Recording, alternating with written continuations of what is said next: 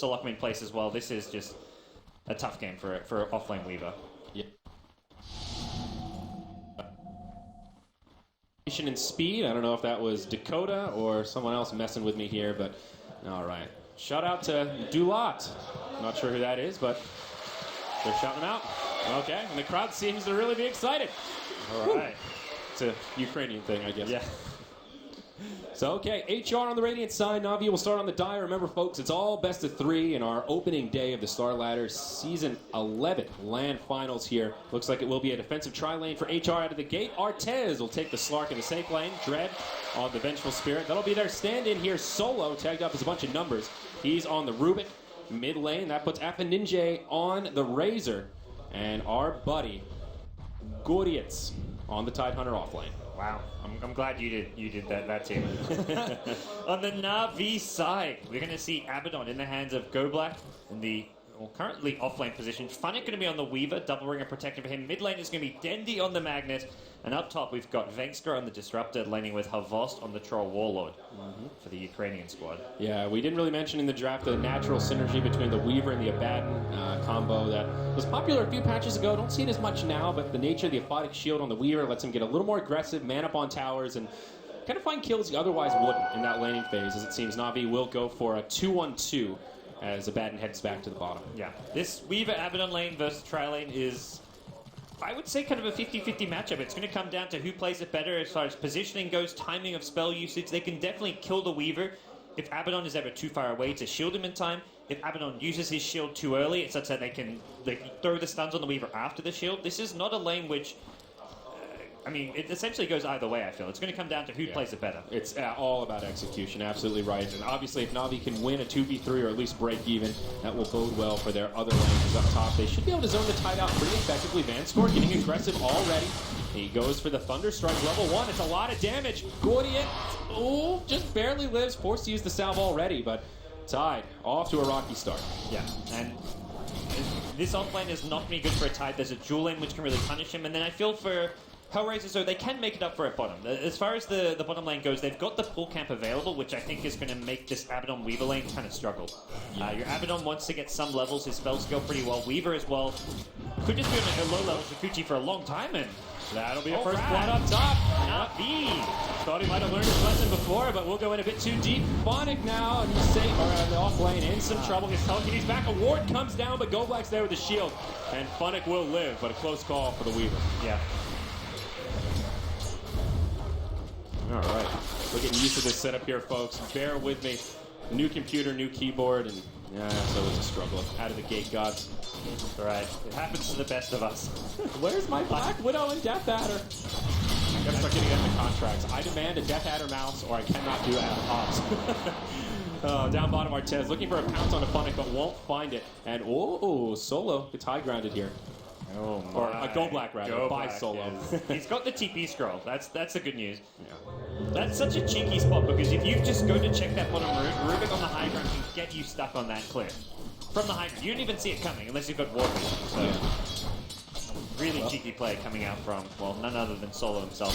I feel like I've seen him do this countless times before on Rubik. This is like his go-to support. Yep. A lot of good Rubik players here. Dread, as we mentioned in the pregame, playing a lot of Rubik recently, but taking helm on the Venge this go-around. Looking at farming here, Havost off to the races. The last hit leader in the Dire safe lane, 14-5 already. Slark actually struggling in terms of CS, only 7 up on him in the first couple minutes of gameplay here. Not quite getting that free farm that he's hoping for, as creeps now shove into the tower. Yeah, mid lane, they're just going to haste run. It's getting a great Ninja, but now they're just kind of trading farm. 7 CS on Dendi's max with a 12-10 of Alpha Ninja. A Razor-favored matchup, but Dendi getting enough out of this lane that he's going to be Yeah, I'll have to continue Bottle Crow here, but Shockwave makes his life just a bit easier. So, pretty quiet early on. How's Funnick faring in this off-lane? Surprisingly well, almost as good as the Slark. 6 less hits on him compared to the 9 of Artez. So far, this dual off-lane seems to be going decently well for NaVi. Funnick really buffing up that armor. Look at this, Basilius and a Ring of Protection, up to 7 armor. Yeah, a lot of this lane's killing potential is actually physical damage. They've got Chain Disable with Lift, Magic Missile, and Pounce, but it's to keep the hero in place so you can right-click them down. So having all this bonus armor actually gives Funny a ton of survivability. Yeah, and it kind of counteracts that wave, and oh my gosh, Gordians again up top, just underestimating the damage they can put out. Looks like Disruptor leveling up the glimpse and securing a kill there. You give up one kill and it quickly snowballs out of control. Havas gets space boots and then it goes to shit from there. Yeah, and this is where Tidehunter is in our rocky situation. Only level 2, can't really look towards Ancients, can't really look towards the jungle, no stacks here anyhow. And what do you do when you're a Tide this far behind this early on? The jungle, maybe. I don't know. You haven't really. I guess he now hits level 3 at least, so. Yeah, that helps. Rough. And, of course, the Bo's getting those kills, adding to his farm, but he is basically uncontested. I mean, 30 CS in 4 minutes. This is pretty impressive from the Dire 1 position. Yeah, for Hellraisers, the other 2 lanes are going okay for them, but it's definitely not the position you would expect your uplane to be. You're not expecting Troll to free farm and get these kills. He's going to have a Ring of Backlord coming out soon, so you can expect maybe a tier 1 tower push with any kind of a rotation, and Weaver's got enough out of this offlane that soon you can leave Funny maybe even solo. If he picks up like a Belt of Giant Strength for some extra HP, Abdon doesn't have to stay. You can rotate top, have a TP for any kind of dives that may happen, but he could look to even push down that top tower with the Troll. Not bad, getting some good experience here. Finds level 3, gets that next point in Miscoil. Looks like mid lane, we could see a rotation. Solo on the Rubik, rotating through. Dendi not yet level 6. Does not have enough mana for a skewer, so this could be a good time to try and set up a gank. Though looks like the bottom will be right back, so well, say goodbye to that opportunity. Solo not looking to be aggressive anyhow, just gets a ward down, get a little vision here into this mid lane, and yeah.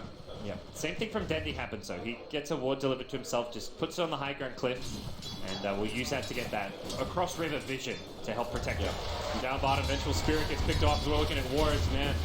Not batting 1,000 today, Godz. 3-0 for NaVi. Also 3-0 for us. Jesus Christ. You know, if we're talking baseball here, you go 0 for 3, it's not a terrible day. Like, I mean, it's obviously a bad day, but that's like, a lot of batters go 0 for 3. Getting warmed up here. Jet lagged, I don't know. How many excuses can we pull out of the book? Phew. I was stuck in Can we blame the Starladder HUD? Maybe that's the change that's really boned us here. Messing with your eyes. Oh, God. Oh my God! We need to get Dakota and Ben back and say, look, you each watch one lane, I watch one lane, and then someone watch the jungle, and then there you go. Well, here's a big point in the mid. They get a sentry ward down and actually take out that fresh observer that was just placed in the lane. So now Dendi actually gets a pretty big advantage here as he does ding level 6.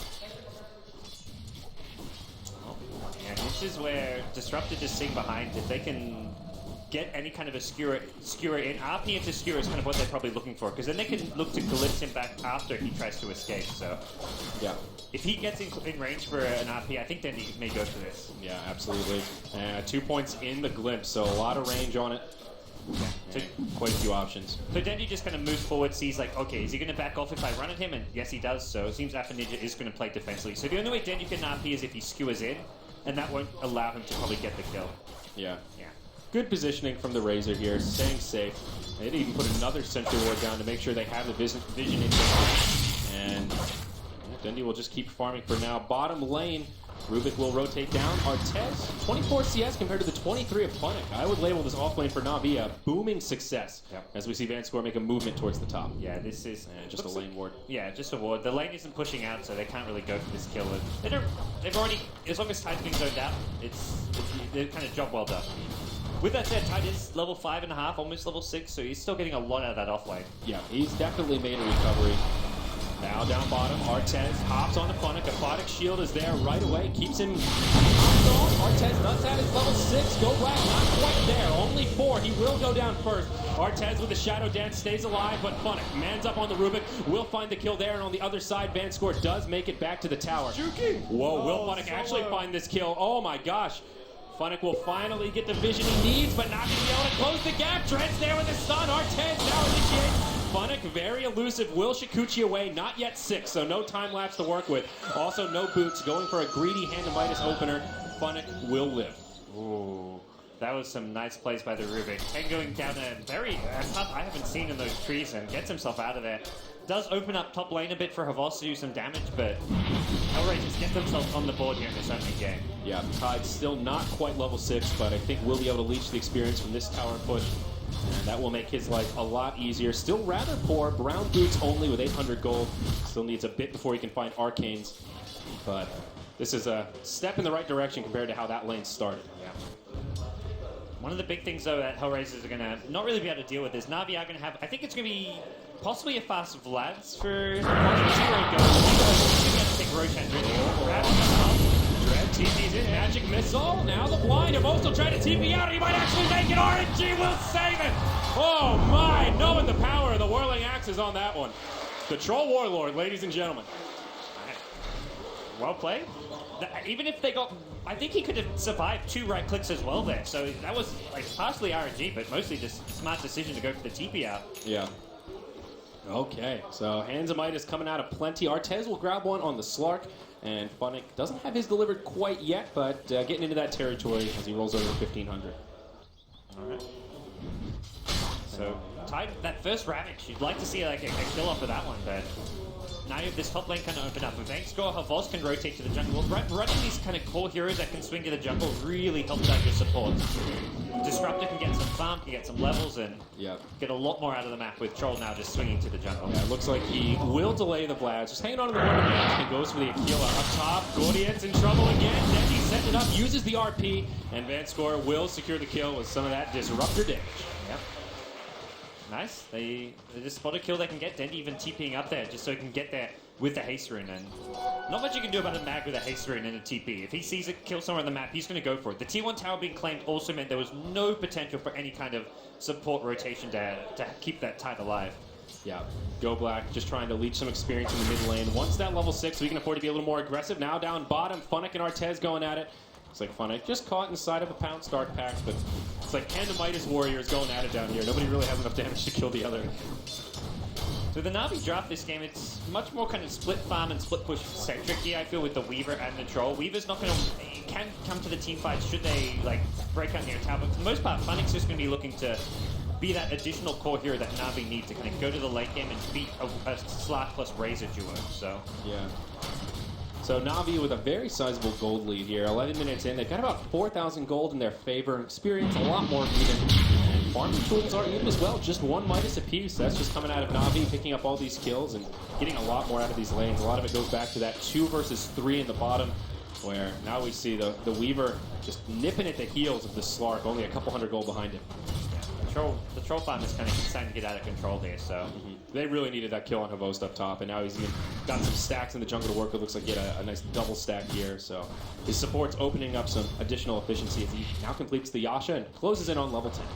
Okay, well, the Hellraisers, right onto Artez, into a static field, static start kinetic field. He will get out of it, goes on advance, but he'll try to TP out. It won't happen as Ruben comes in with a football. Now Funnick, telekinesis, time lapse is back, but there's a sentry ward down. He'll get out of range, goes for the kill on Ruben, gets it there. Now Havost TP's in, finds the kill on Slark, and NaVi turn it around for a 1-2.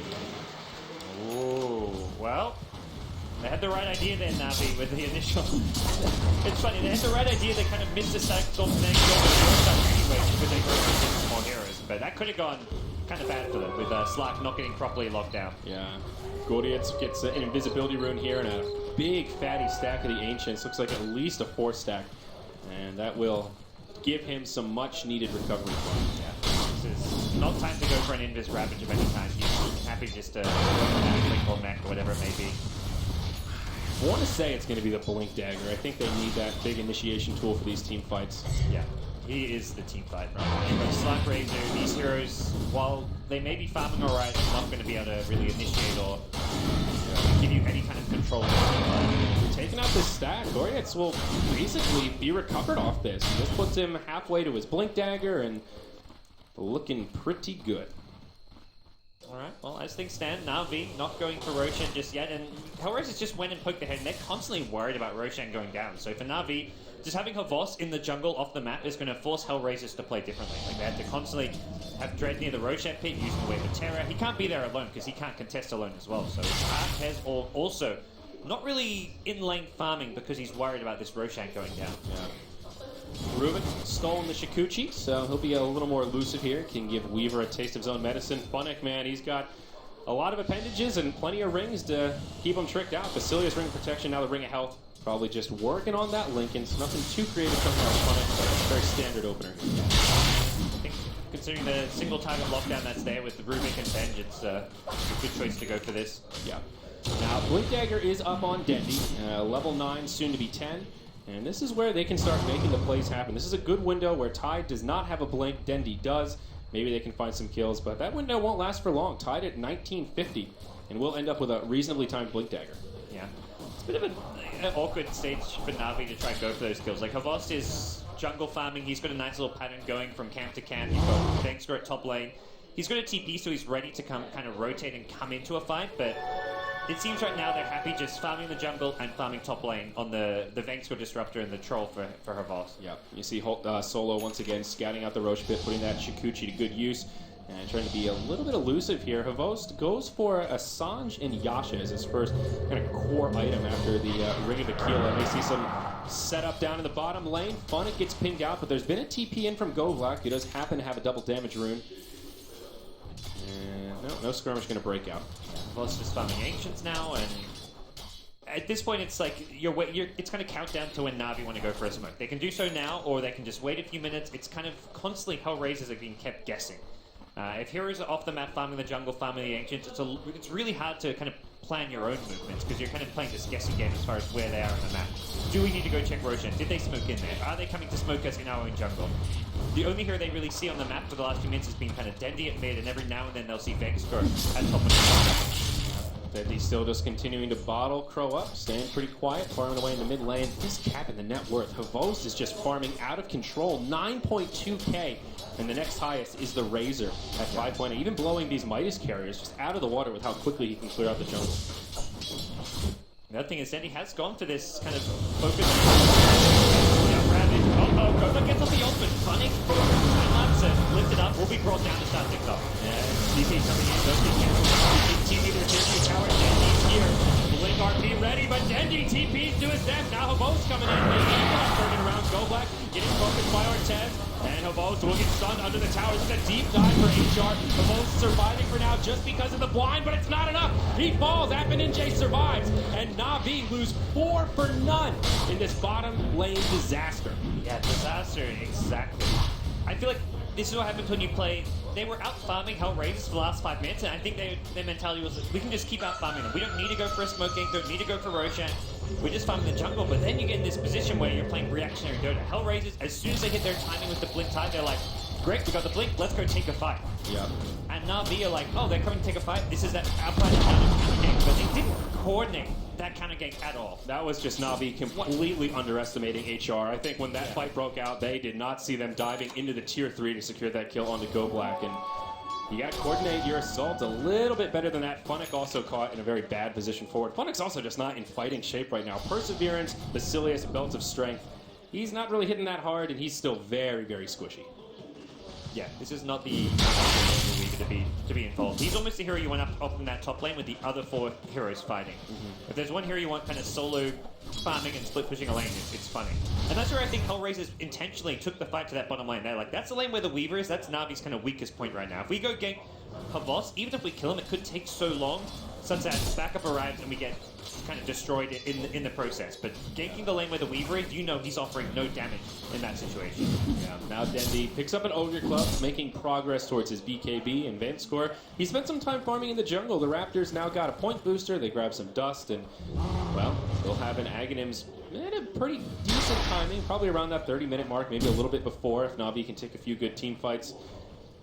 Looking at the side of HR, how's their item progression going? Razor, Power Treads, Drum, and now looks like probably an Ags. Could just be a casual point booster, and there's the big one, the Blink on Rubik. Solo with good timing on it. Yeah, some nice spells to seal. The RP, the Disruptor ultimate with the Static Storm.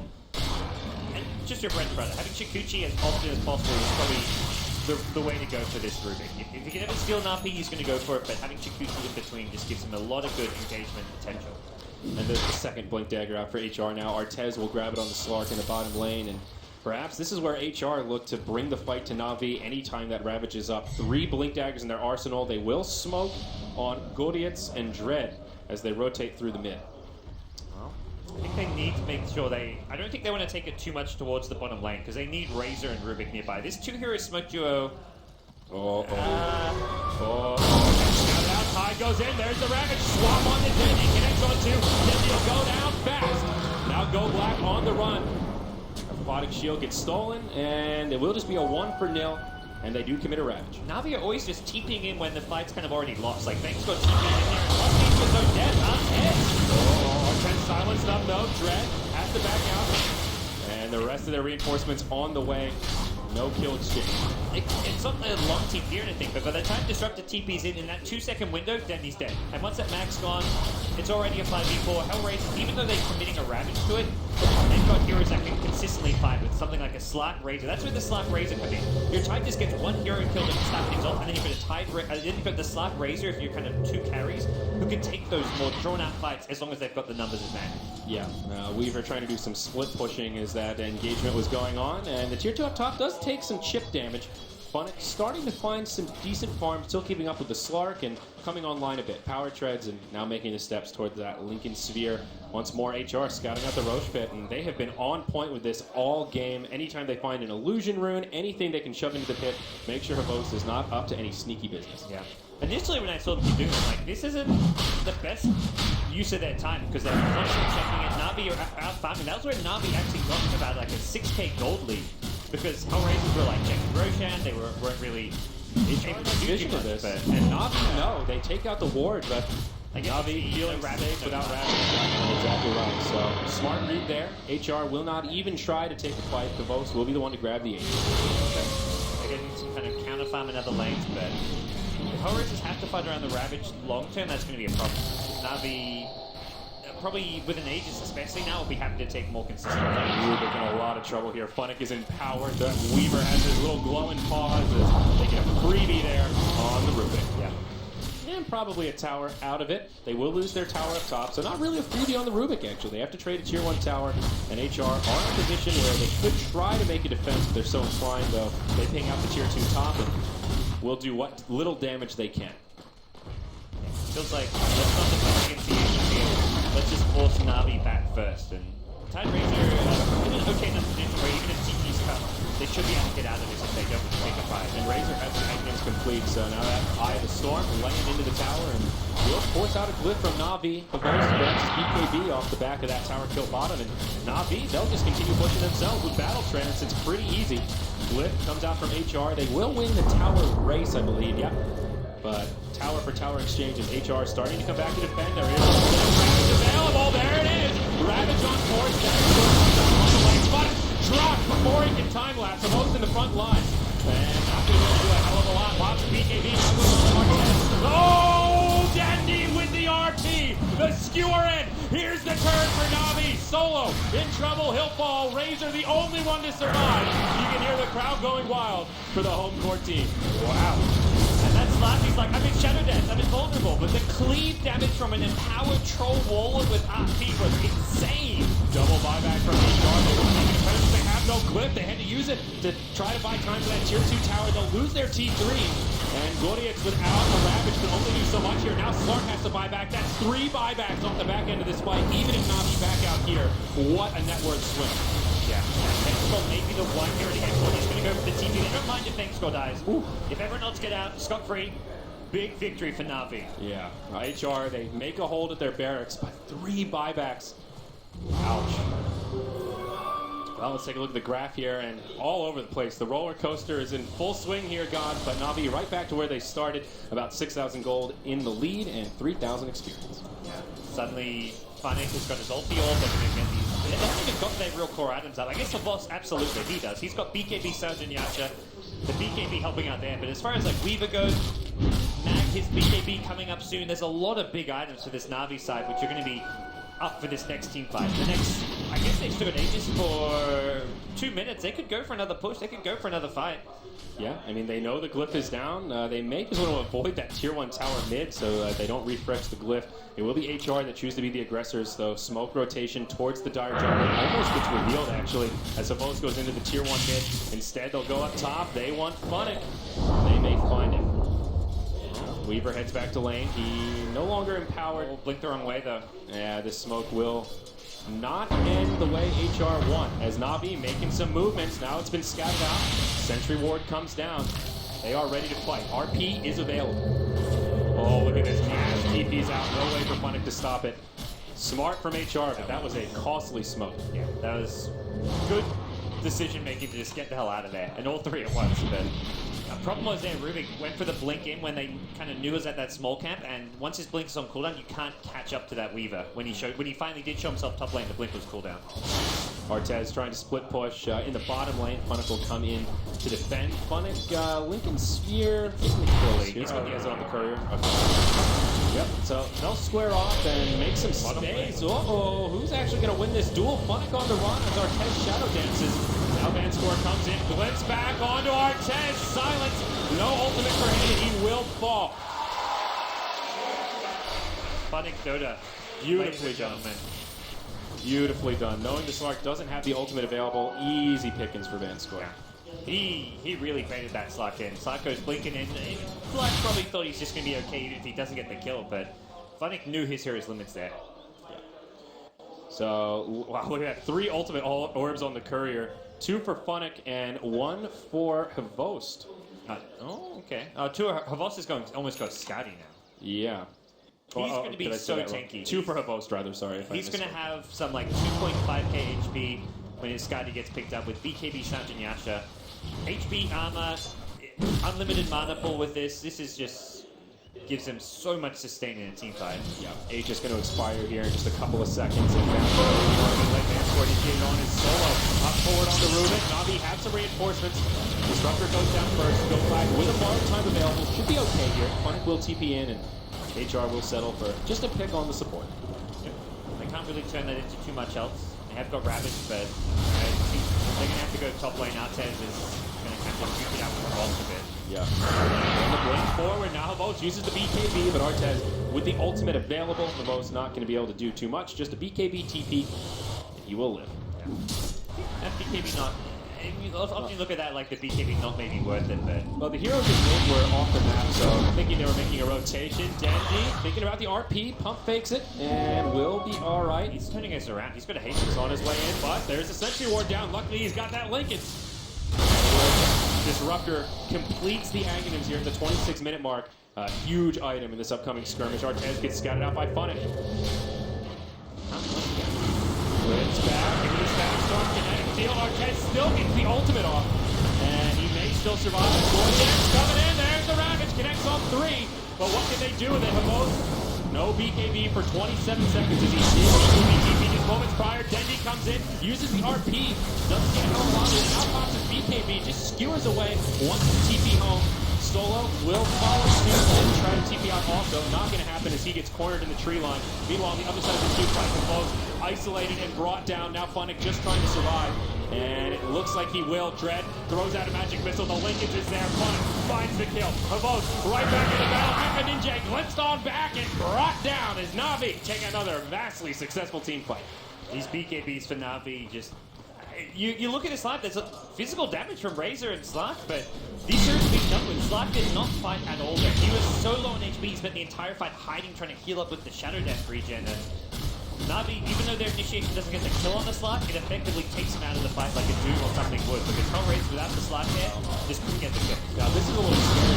HR do not have any buybacks available. 3 heroes still on cooldown for about a minute and a half. They also have no Ravage. Others is very a short. really big issue. It's a combination of both. Bottom lane of barracks will certainly fall. No flip available. Are we looking at mid lane as well? Because I think if NaVi want to go for it, they can. I think they could. Battle trends is available. Yeah, they're going to do it. So Rose in the front lines here. Solo will try to soften him up a little bit. Razor up in 5. Ravage still a long way away. About 60 seconds, and Gordietz comes in, forces the BKB from Havost. The Smart goes down. Not the way you want to start this fight if you're HR. After Ninja in an awkward position, glimpse back, and NaVi will find a double. Now Dendy comes in, skewer on the Dread. Vengeful Spirit falls into 3 for him. Now Solo, rock back in. Good game is called, and NaVi take game 1 in this best-of-3 series. Well, it started off looking alright for Hellraisers, but once NaVi got rolling in the mid-game, wow. So many things that from that top lane, like the Tide just giving up those easy kills. Like we caught that first attempt on his life where he gets gets herself, just goes back in the lane, gives up the first blood, and Then dies again after that. yeah, there was free farm plus the kills plus the fast towers. Troll got out of control, whereas the Slug, his lane was contested by the dual lane, so Yeah. we couldn't see the same kind of snowball farm happening from Artez on his hero. Yeah, it felt like a